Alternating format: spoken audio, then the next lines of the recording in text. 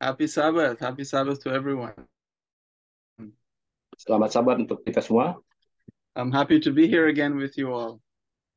Saya sangat bersuka hati bisa bersama-sama dengan saudara-saudari sekalian pada saat ini. So we've been having it on Zoom, well, for the whole time, our prayer meetings on Wednesday.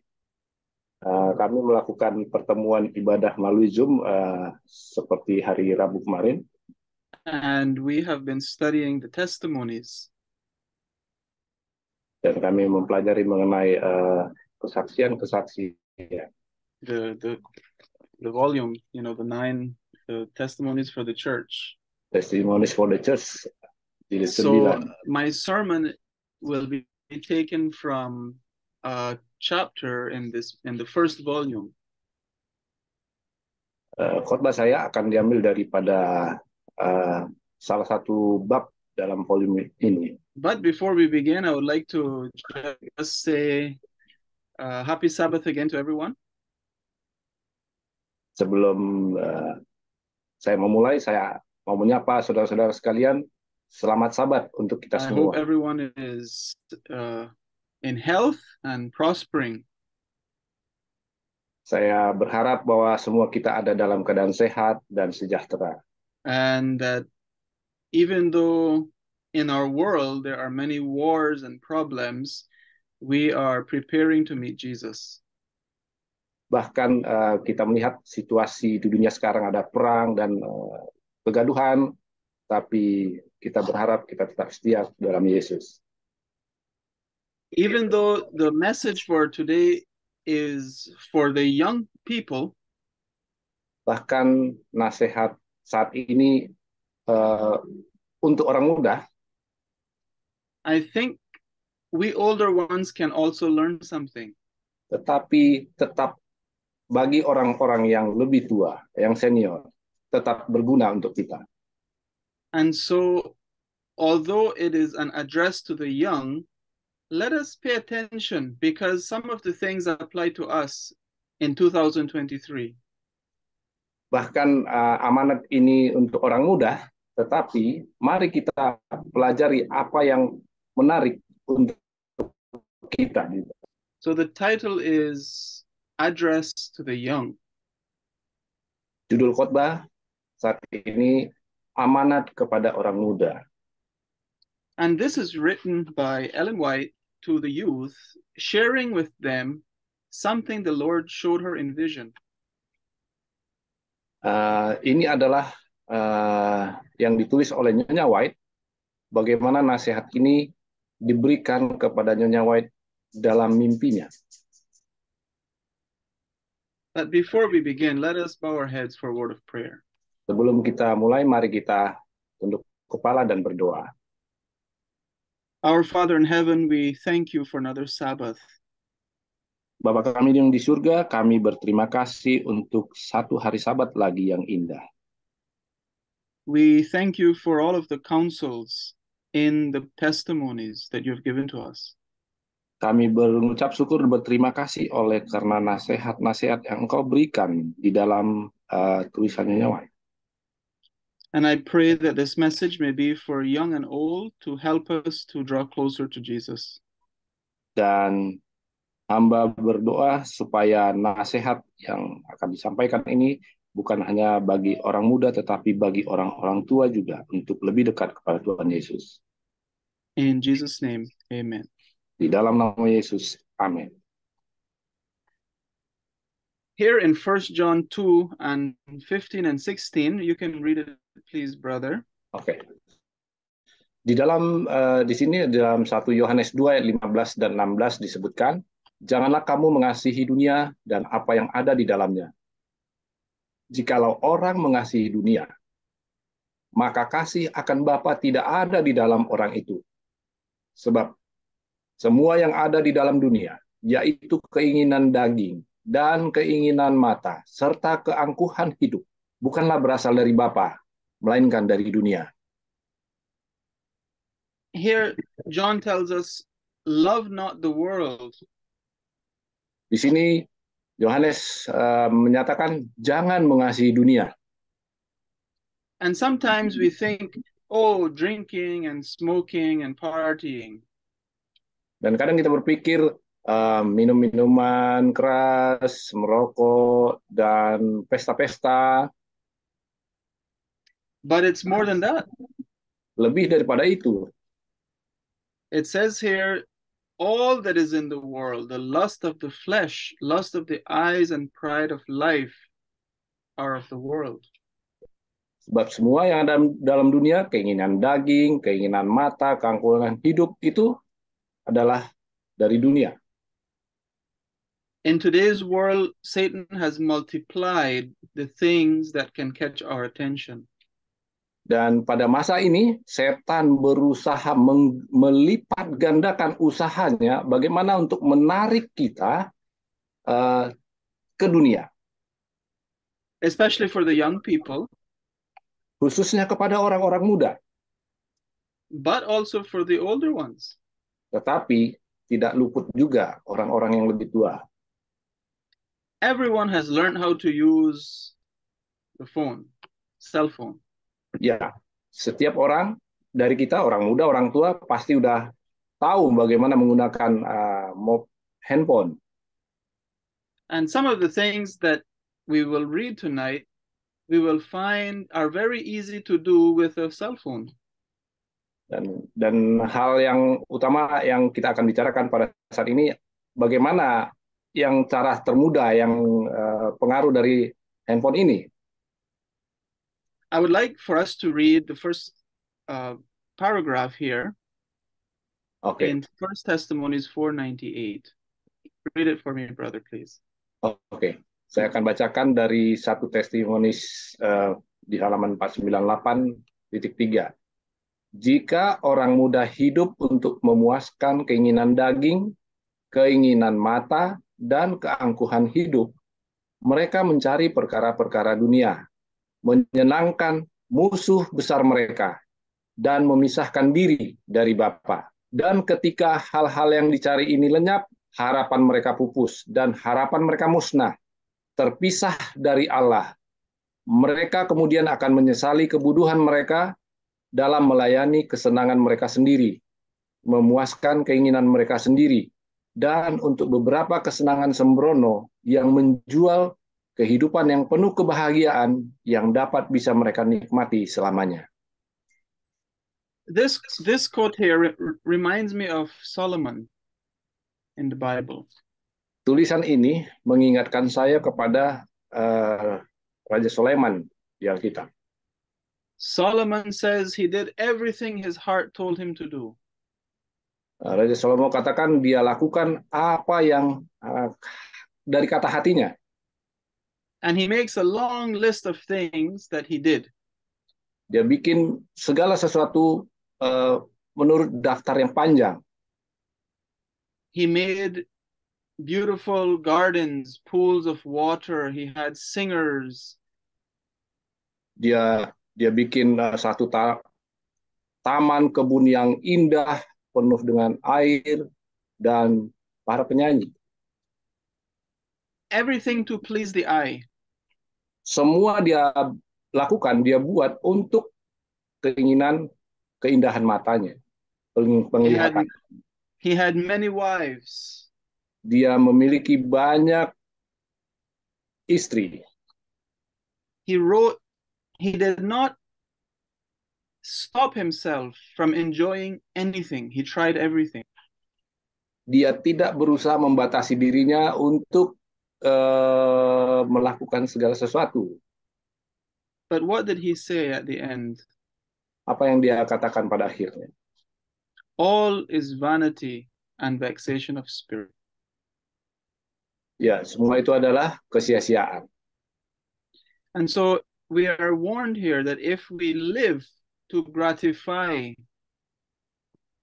jadi di sini diingatkan, ya, di sini diingatkan bagi kita, jika kita hidup untuk mengagungkan diri sendiri, we please Satan. Kita menyenangkan setan.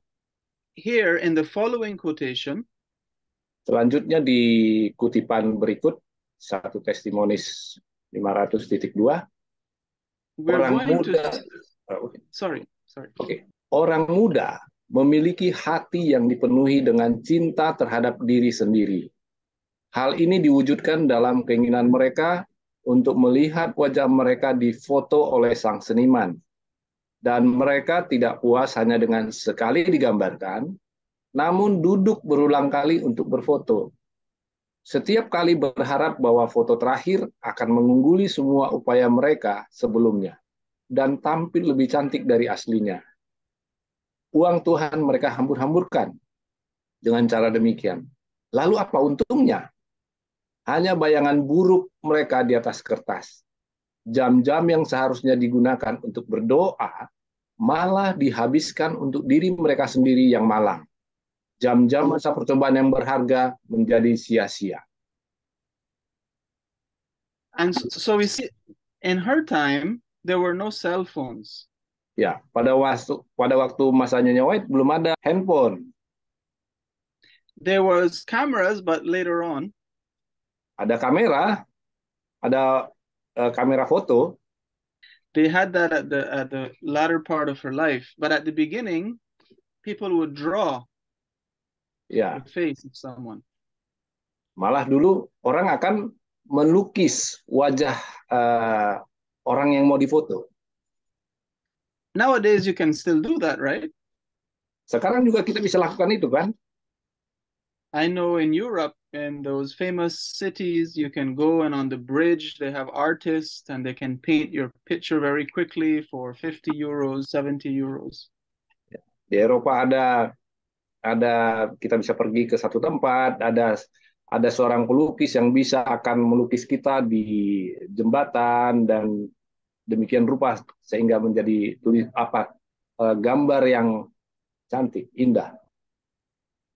So she says here that the youth love themselves. Dia katakan, Nyonya White katakan di sini bahwa orang-orang muda mencintai diri mereka sendiri. They want the artist to draw them perfectly. Mereka ingin pelukis itu menggambar atau melukis mereka dengan indah.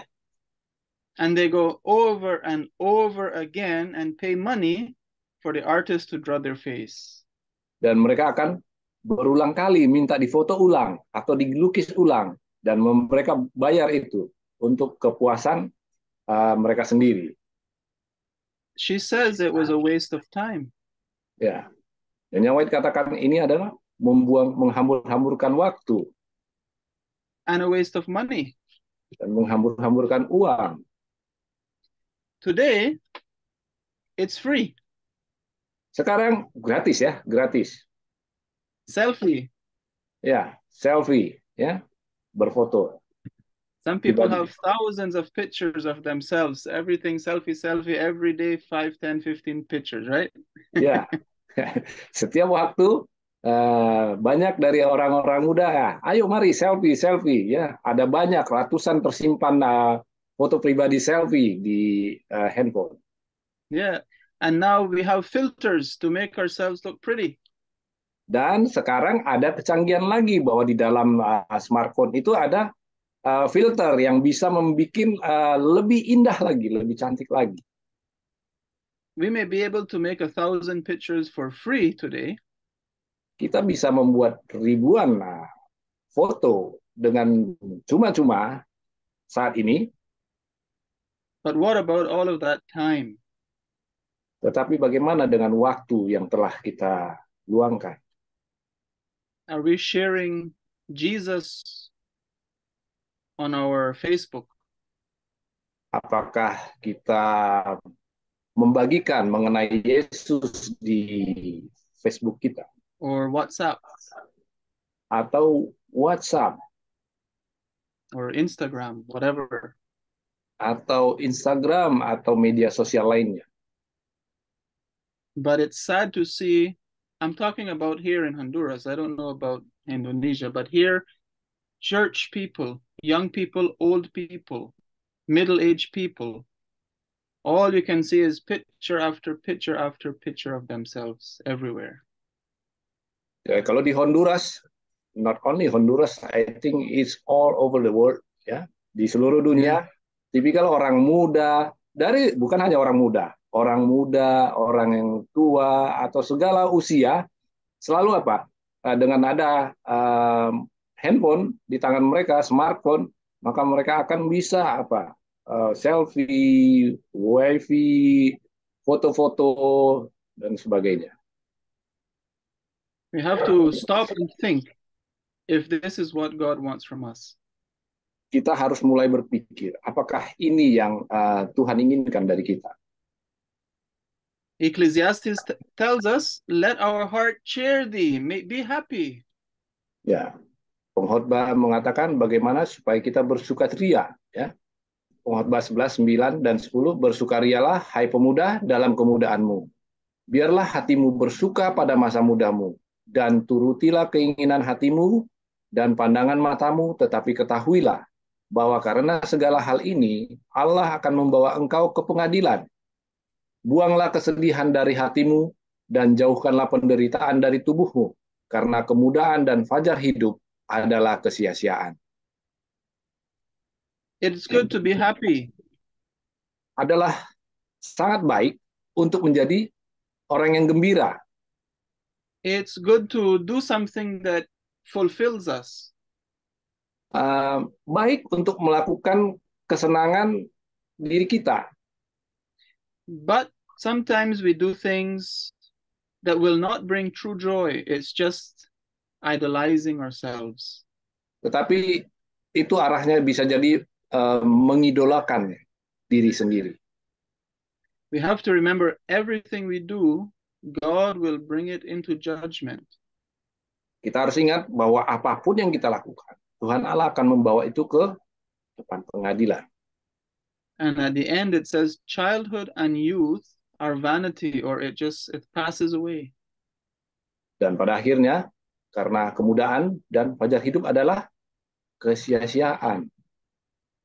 Yes, but even some of the older folks, even grandmas I see, picture, think they may be going to get younger. Doesn't happen. Bahkan orang tua ya, nenek, kakek, ya foto. Let us use our time to share Jesus. Mari kita gunakan waktu kita untuk membagikan mengenai Yesus. Let us now read what she says concerning those who are idolizing themselves. Mari kita baca bagaimana Nyonya White menuliskan tentang orang yang mengidolakan dirinya sendiri di dalam 1 Testimonis 501.1. Mereka tidak menyadari bahwa seniman surgawi yang agung memperhatikan setiap tindakan, setiap kata, dan bahwa tingkah laku mereka, dan bahkan pikiran serta niat hati, digambarkan dengan tepat. Setiap cacat dalam karakter moral mereka akan terlihat di mata para malaikat, dan mereka akan mendapatkan gambaran yang tepat di hadapan mereka dalam segala keburukannya pada saat pelaksanaan penghakiman. Kata-kata yang sia-sia dan sembrono itu semuanya tertulis di dalam buku. Kata-kata palsu itu tertulis. Perbuatan-perbuatan menipu itu, yang motifnya tersembunyi dari pandangan manusia, namun dapat diketahui oleh mata Yehova yang melihat segalanya. Semuanya tertulis dalam aksara yang hidup. Setiap tindakan egois terungkap. So God can see everything. Jadi Tuhan bisa melihat segala sesuatu. And just as clear and perfect and beautiful as we want our pictures, God is writing down our characters. Jadi bagaimanapun indah, sempurna, cantiknya foto-foto kita, Tuhan mencatat karakter kita. Dia mengetahui karakter kita. Another class of people, sometimes with our youth, I know young people with this situation here. Ada kelas orang muda berikutnya yang saya tahu ada yang termasuk dalam golongan ini. They continually are dealing with guilt. mereka secara terus-menerus selalu berhubungan dengan apa? Perasaan bersalah. And it seems that our young people, especially, do not know how to find forgiveness and freedom in Christ. Dan banyak dari mereka sehingga tidak mengetahui bagaimana untuk mengetahui menerima pengampunan di dalam Yesus. Let us see what the Spirit of Prophecy says. Mari kita baca apa yang buku Roh Nubuat katakan di dalam 1 Testimonius 501.2. Ada pula yang menyiksa diri mereka sepanjang hidup karena dosa-dosa mereka. Yang bisa mereka lihat hanyalah Allah keadilan yang tersinggung, Kristus dan kuasa penebusannya melalui jasa darahnya tidak mereka lihat. Orang-orang seperti itu tidak beriman. Golongan ini umumnya adalah mereka yang mempunyai pikiran yang tidak seimbang, melalui penyakit yang ditularkan kepada mereka dari orang tua mereka, dan pendidikan yang salah di masa muda. Mereka telah tertular kebiasaan-kebiasaan buruk yang merusak jasmani dan otak, menyebabkan organ-organ moral menjadi sakit, dan membuat mereka tidak mungkin berpikir dan bertindak secara rasional dalam segala hal. Pikiran mereka tidak seimbang. Kesalehan dan kebenaran tidak merusak kesehatan, tetapi merupakan kesehatan bagi tubuh dan kekuatan bagi jiwa.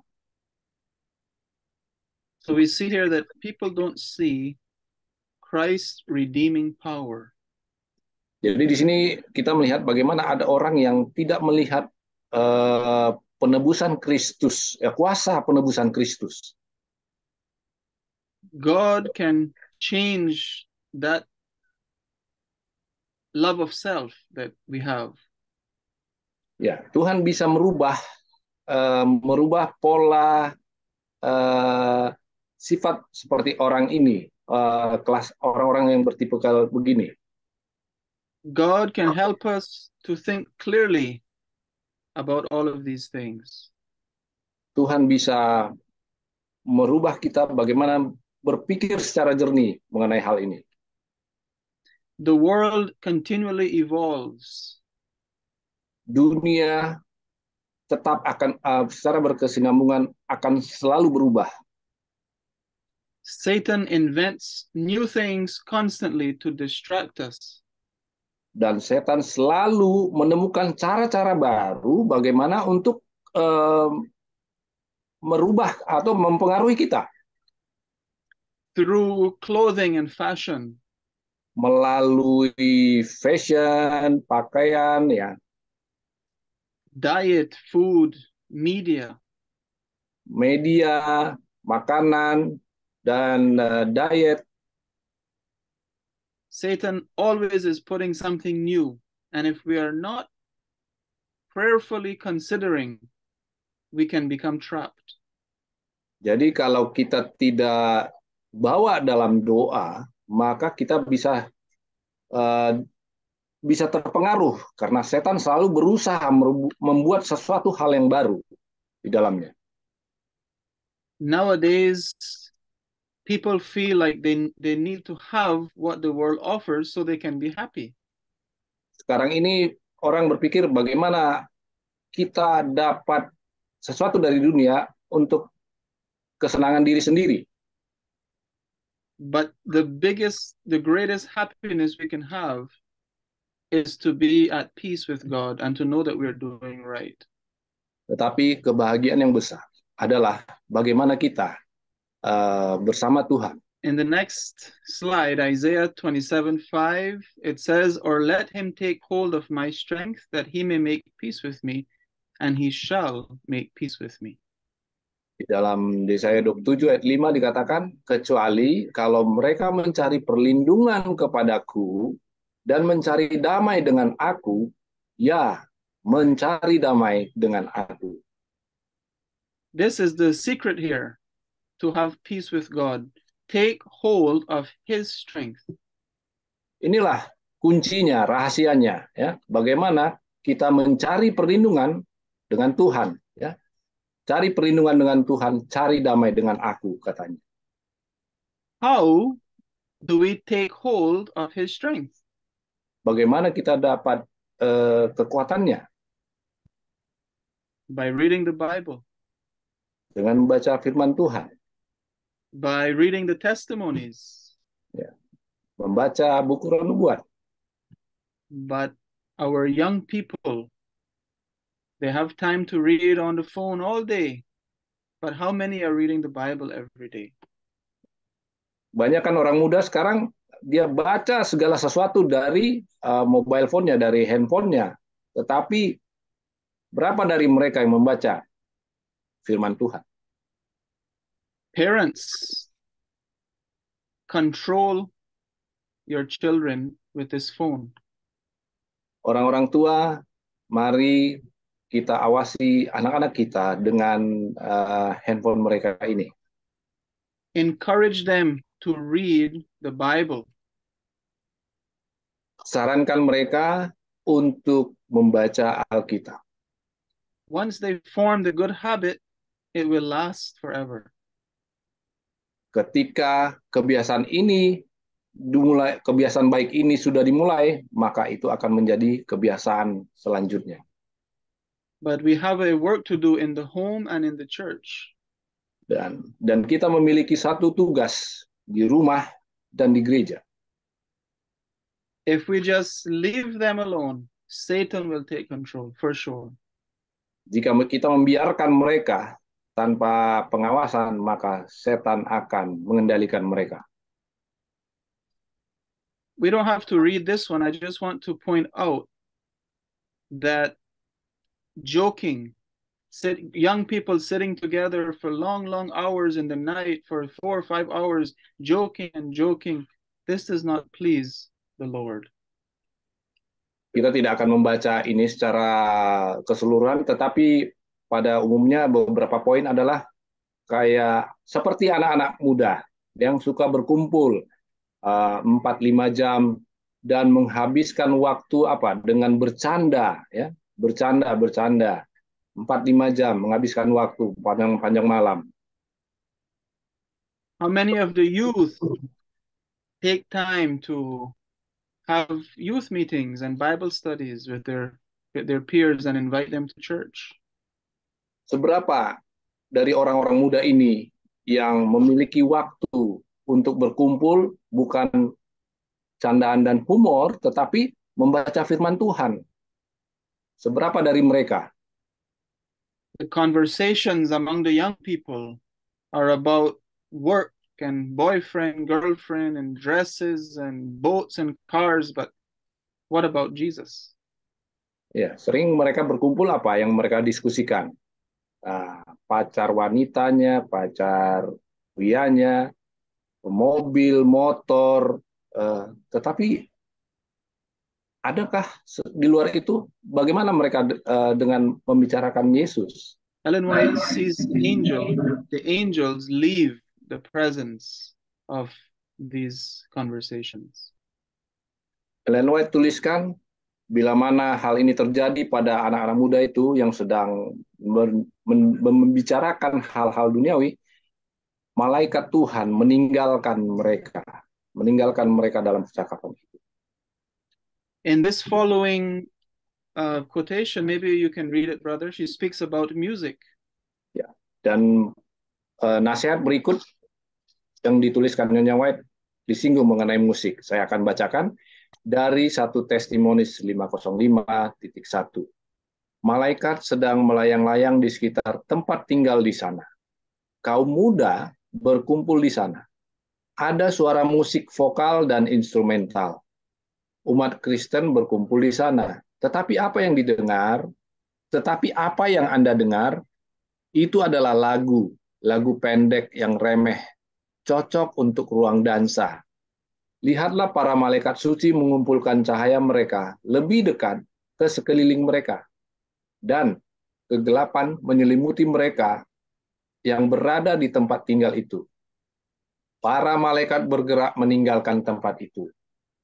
Kesedihan tampak di wajah mereka. Lihatlah, mereka menangis. Musik telah mengisi waktu-waktu yang seharusnya digunakan untuk berdoa. Musik adalah dimanfaatkan. Musik adalah berhala yang disembah oleh banyak orang yang mengaku sebagai orang Kristen pemelihara Sabat. Jika dimanfaatkan dengan baik, musik adalah suatu berkat. Namun, seringkali hal ini dijadikan salah satu alat setan yang paling menarik untuk menjerat jiwa-jiwa. Jika disalahgunakan, hal ini akan membawa orang-orang yang tidak dikuduskan kepada kesombongan, kesia-siaan, dan kebodohan. Jika dibiarkan menggantikan ibadah dan doa, itu adalah kutukan yang mengerikan. Even music can become an idol. Even good music, too much, right, is not good.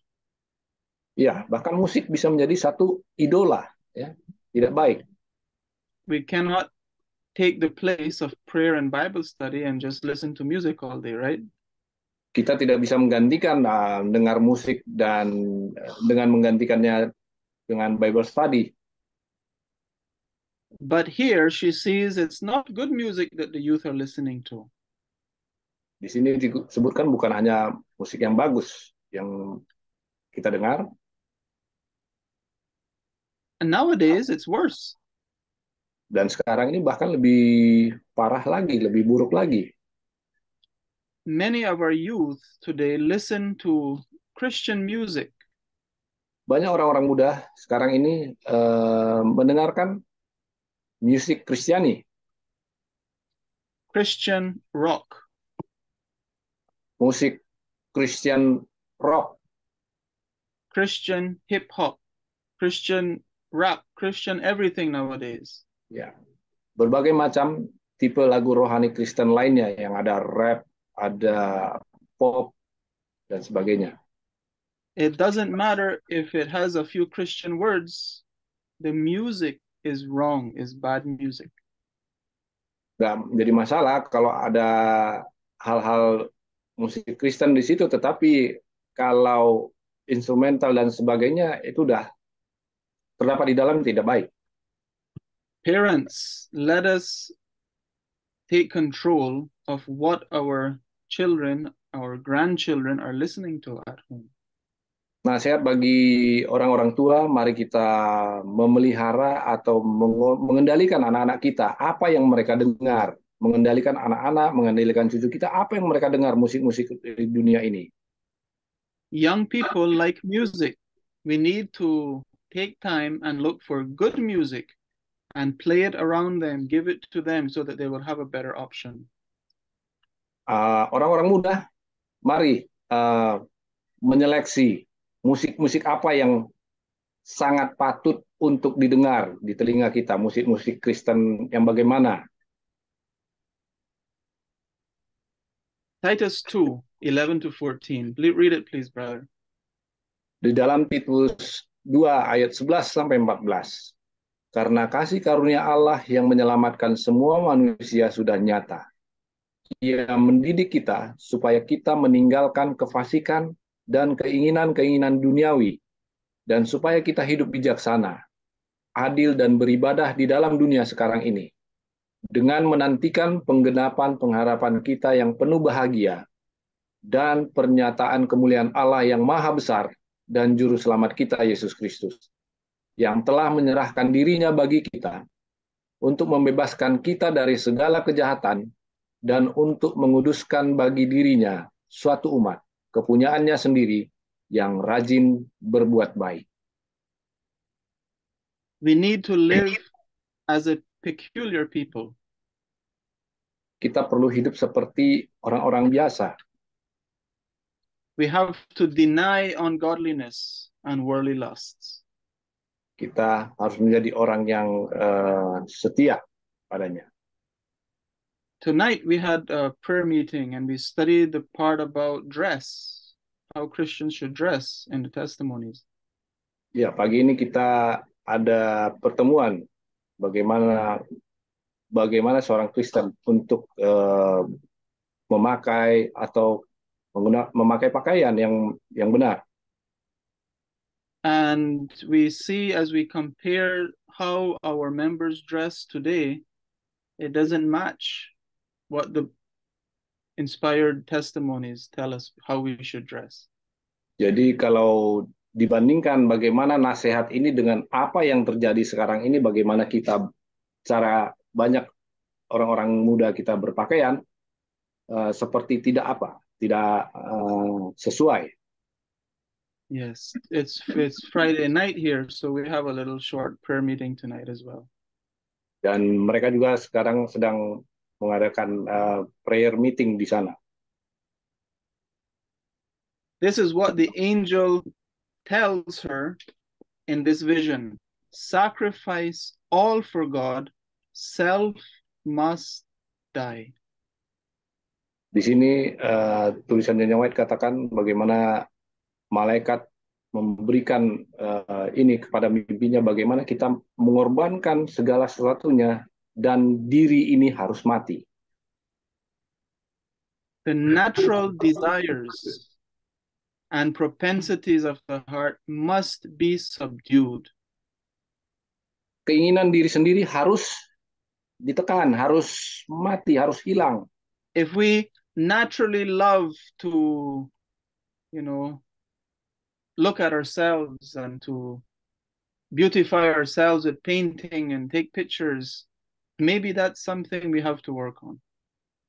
Kalau kita terbiasa dengan mempercantik diri, memperindah diri untuk kemuliaan diri, ini yang harus kita mulai pikirkan untuk kita hilangkan. If we love that music and the beat and from morning till night it's music, music, music, maybe that's something from the flesh and something we need to work on. Demikian juga dengan kecintaan kita akan musik, dari pagi sampai malam kita selalu dengar musik dengan dentuman atau dengan beat yang duniawi. Inilah yang mulai harus kita singkirkan. Bagaimana caranya menyingkirkan keinginan kesenangan duniawi ini? Let us analyze ourselves. Mari kita menguji diri kita sendiri. And evaluate whether what we are doing is pleasing to God. Dan kita mengevaluasi apakah yang telah kita lakukan membahagiakan hati Tuhan. The next counsel here is flee to the neglected Bible. Flee to it. Run to that Bible that's dusty on your shelf. Flee to it and read it. Jadi nasihat berikutnya bagaimana supaya kita lari kepada firman Tuhan. Diri harus mati, lari ke firman Tuhan. Paul tells us in 2 Corinthians 6, 17 and 18, we have to come out from among them and be separate. 2 Korintus 6 ayat 17 dan 18 katakan, keluarlah kamu dari antara mereka dan pisahkanlah dirimu dari mereka, firman Tuhan, dan janganlah menjamah apa yang najis, maka aku akan menerima kamu. Ayat 18-nya, dan aku akan menjadi bapamu, dan kamu akan menjadi anak-anakku laki-laki dan anak-anakku perempuan. Demikianlah firman Tuhan yang Maha Kuasa. We have to understand that as Seventh-day Adventists, we are peculiar, we are different.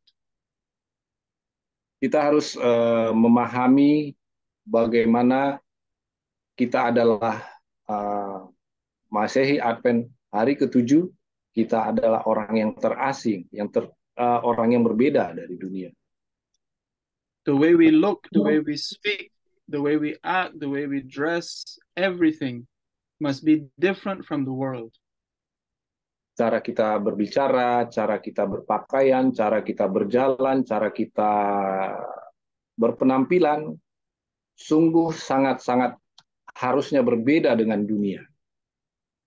It is a high calling that we have to be sons and daughters of God while we are still in the world. Ini adalah panggilan yang tertinggi untuk kita. panggilan yang tertinggi untuk kita bagaimana kita menjadi putra dan putri Allah yang berbeda dari dunia. And you know, when we sit down and we say we're going to stop wasting time on Facebook and pictures and music, and we will have more time for mission, to reach out to someone, to visit Bible study. Jadi bila mana kita sudah mulai berpikir, bertindak, oh saya akan mengurangi waktu saya, menghilangkan waktu saya di Facebook dan segala macam media sosial lainnya, maka kita akan beralih untuk mengunjungi teman-teman, saudara-saudara, dan membicarakan mengenai firman Tuhan dengan mereka. In the same chapter, addressed to the young, Ellen White makes a call to the young people. Dalam chapter yang sama, Ellen White menuliskan amanat bagi orang muda, panggilan. And the call is for them to reach the young people, because the pastor or older people, it's hard, but young people can reach young people. Nasihat di situ disebutkan bagaimana anak-anak muda ini untuk menjangkau anak-anak muda yang lain. Bukan pendeta lagi, bukan orang-orang tua lagi, tetapi adalah lebih mudah orang muda menjangkau orang muda. But nowadays, no one has time because Satan is taking our time. Tapi sekarang ini sangat disayangkan itu tidak terjadi. Kenapa? Karena anak-anak muda ini sudah tidak punya waktu. Setan sudah menggunakan waktu mereka di dalam media sosial lain. Let's read this testimony here, please. Mari kita baca di dalam 1 Testimonis 5:10:2. Kata malaikat itu, apakah yang dapat Allah lakukan bagi anak-anak manusia lebih dari yang telah Dia lakukan? Jika kasih seperti itu, janji-janji agung seperti itu tidak dihargai, dapatkah Dia merancang sesuatu yang lebih tinggi, sesuatu yang lebih kaya dan lebih mulia? Segala yang Allah dapat lakukan telah dilakukan demi keselamatan manusia. Namun, hati anak-anak manusia telah menjadi keras karena banyaknya nikmat yang dilimpahkan Allah kepada mereka. Mereka menganggapnya sebagai hal yang biasa saja dan melupakan Sang Penolong yang dermawan. The exalted promise she is speaking about is to be called a son and daughter of God. Jadi kita akan dipanggil sebagai dari panggilan itu akan dipanggil sebagai putra dan putri Allah. This is the highest sphere we can reach, to be a son and daughter of God. Inilah panggilan yang paling tinggi yang kita baca. Yang bagaimana supaya kita disebut putra dan putri Allah. To be separate, sanctified from the world, and live unto God. Dan memang hidup berbeda dari dunia, dikuduskan untuk Tuhan. We won't read the whole thing, but here it says time, even means or money, should be consecrated to God. Ya, kita nggak akan baca semua, tapi di sini disebutkan waktu, bahkan sarana, jika diperlukan, harus dikuduskan bagi Allah. We will have to give God an account of what we could have done with the wasted time that we spent on ourselves. Pada akhirnya kita akan bertanggung jawab terhadap Tuhan, terhadap waktu yang diberikannya bagi kita. Apa yang kita lakukan, waktu yang telah kita sia-siakan. Unless we are maybe using cameras for work and making a living, buying these expensive things just to glorify self is wasting God's money, and we will have to make an account. Jika kita memiliki kebiasaan untuk membeli satu kamera yang mahal untuk kesenangan diri sendiri, maka ini pun menjadi tanggung jawab nanti di hadapan Tuhan. Like the Bible says, we need to redeem the time, make up the lost time because probation is closing. Karena Alkitab katakan bagaimana kita untuk membalas waktu yang sia-sia yang telah kita lakukan. And here is part of the call that she makes to the youth. Let us read this quotation. I think this is one of the last ones here. Bagian daripada panggilan itu akan dibacakan di sini, 1 Testimonis 5:11.1. Orang-orang muda harus bertanya, Tuhan, apakah yang Engkau ingin aku lakukan? Bagaimana aku dapat menghormati dan memuliakan namamu di bumi? Jiwa-jiwa sedang binasa di sekitar kita. Namun, beban apa yang ditanggung orang muda untuk memenangkan jiwa bagi Kristus?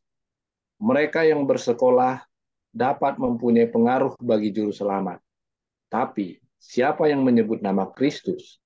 Dan siapakah yang terlihat memohon dengan kesungguhan yang lembut kepada teman-temannya untuk meninggalkan jalan dosa dan memilih jalan kekudusan? So we need to educate our young people and let them know that God wants to use them to reach other young people. Jadi mari kita ajarkan anak-anak kita bagaimana Tuhan ingin anak-anak ini, anak-anak muda ini untuk menjangkau teman-temannya, anak-anak muda yang lain. As parents, as a church, let us pray for wisdom to know how to get our youth involved. How can we train them to do missionary work? Sebagai gereja dan sebagai orang tua, mari kita memikirkan cara untuk menggunakan anak-anak muda ini di dalam pekerjaan Tuhan, menjangkau dunia, menjangkau anak-anak muda yang lain yang belum mengenal kebenaran. Paul was a good example. He told Timothy, let no man despise thy youth, right? And he told him, until I come, give time for reading, exhortation to doctrine. So we need to teach our youth to learn, to read, and to not let people despise their youth. They can do a lot of good.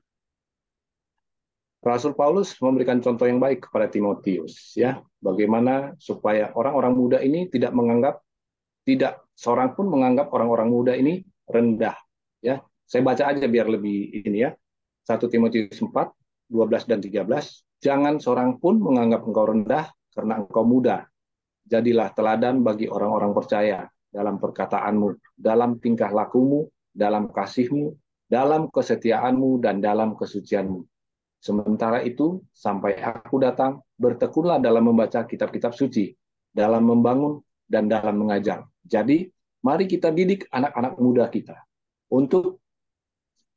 supaya mendidik untuk membaca, rajin membaca firman Tuhan, membaca kitab suci, supaya mereka bisa membangun dan mengajar, dan tidak seorang pun menganggap mereka rendah karena engkau muda.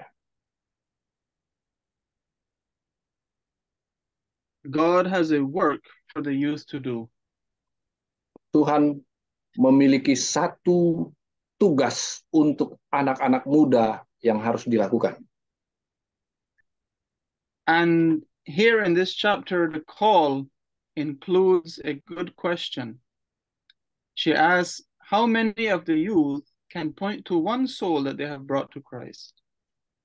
Dan di dalam kutipan berikut ini, ada satu panggilan itu termasuk menjadi satu pertanyaan. Bagaimana anak-anak muda ini menjangkau satu jiwa?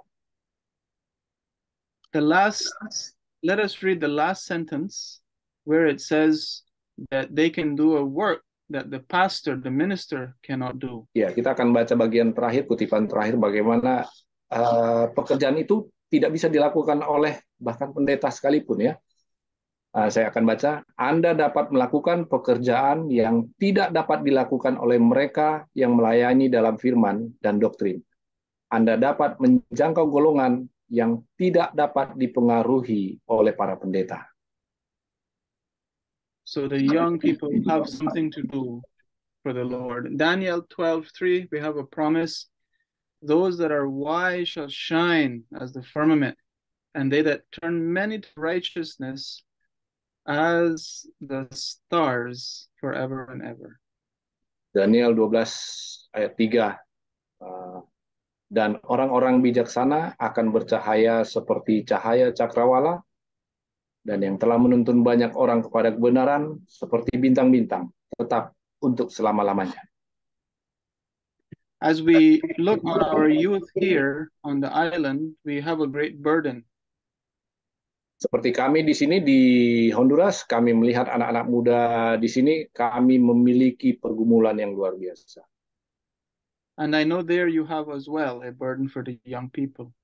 Dan saya yakin kita juga memiliki persoalan yang sama, pergumulan yang besar yang kita hadapi di orang-orang muda kita. Let us as parents, as grandparents, church leaders, let us pray for wisdom to know how we can keep the youth in a straight line. Mari kita berdoa sebagai orang tua, sebagai ketua-ketua gereja, sebagai pelayan Injil, bagaimana mendoakan anak-anak muda ini supaya tetap aktif di dalam pelayanan kepada Tuhan, dimanapun mereka berada. Let's not just have church and then they go home, and let us plan and do something. They are our future, and we need to invest in our young people. Mari kita lakukan sesuatu, investasi kepada orang-orang muda, karena mereka adalah generasi penerus kita. Jangan setelah bubar gereja hanya pulang begitu saja. Mari kita bikin suatu program supaya mereka pun boleh meneruskan pergerakan ini atau pekabaran ini. Especially us that, we're trying to live up to the truth. We believe we have the truth. We need to prepare our youth to do mission work and to do the right kind of work. Seperti kita yang memiliki kebenaran ini, kita pun perlu benar-benar memikirkan anak-anak muda ini untuk menyalurkan, mengabarkan apa yang kita ajarkan, kebenaran. It's very popular now in the Western world for the youth to have their own church, their own youth meeting, where everything is just a disaster. We have to offer something better. Ada banyak hal populer sekarang di dunia, bagaimana orang-orang muda membentuk gereja mereka, orang-orang muda sendiri. Ya, ini yang sekarang sedang terjadi. Tetapi mari kita siapkan yang jauh lebih baik daripada itu. And if we have any young person here today, when I say young, I mean young youth, young adults. I would like to make a call as well. Saya pun akan memanggil atau mengajak orang-orang muda, ya, orang-orang muda mulai dari yang benar-benar terpanggil pada saat ini. All of these things in the world that are attractive to us.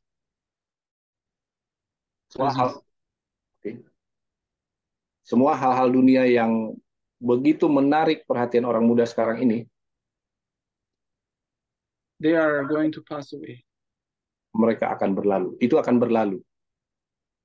Let us focus on that which is eternal. Mari kita fokus kepada hidup kekal.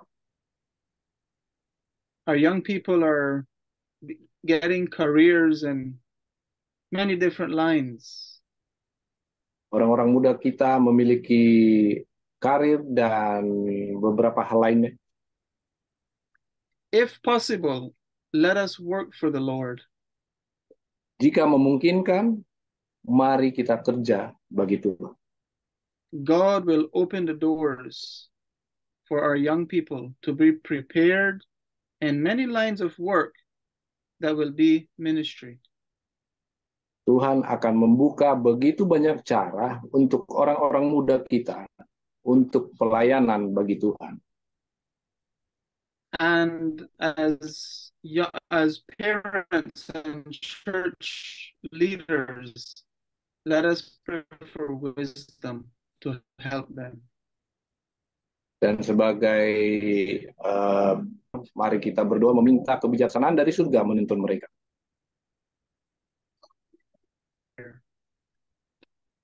Dan akhirnya marilah kita menutupnya khotbah ini dengan doa. Our Father in heaven, we come before you today, this Sabbath, praising you for the counsels that you have given us. Bapa kami di surga, kami bersukacita pada Sabat ini boleh menghadap hadirat Tuhan dan boleh bersyukur karena membaca nasihat-nasihat, amanat-amanat kepada orang muda. Lord, we have a burden for our youth. Bapa di surga, kami memiliki pergumulan mengenai terhadap anak-anak muda kami. We see this modern world is not good for their spirituality. Kami melihat bagaimana dunia modern sekarang ini sangat tidak baik bagi anak-anak muda kami. We pray for wisdom as parents, as leaders, to be an example and train our youth in the right way. Kami memohon kebijaksanaan surga untuk menuntun kami membawa anak-anak muda ini menjadi satu contoh. Dan kami sebagai contoh nyata bagaimana melatih mereka tetap setia di dalam firman Tuhan. I would like to pray in a special way for the youth there in Indonesia, of our brethren there. Saya berdoa bagi orang-orang muda khususnya yang di Indonesia. That Lord, they may see the dedication of their parents, of their church leaders, and follow in the same footsteps. Supaya Tuhan membantu anak-anak muda ini melihat bagaimana orang-orang tua mereka, pemimpin mereka di gereja. I pray that you may give youth, young and old alike, discernment, that we may turn away from those things that are distracting and wasting our time. Kami juga berdoa supaya Tuhan menuntun kami semua, orang muda dan orang tua, supaya mulai meninggalkan hal-hal yang mengganggu kami secara kerohanian. Help us, Lord, every day to grow and gain victories with your help. Tolong kami supaya tetap bertumbuh, berkembang, dan semakin menang di dalam Kristus. We pray and ask these things in the name of Jesus. Amen. Kami berdoa dan meminta ini semua hanya di dalam nama Yesus. Amin.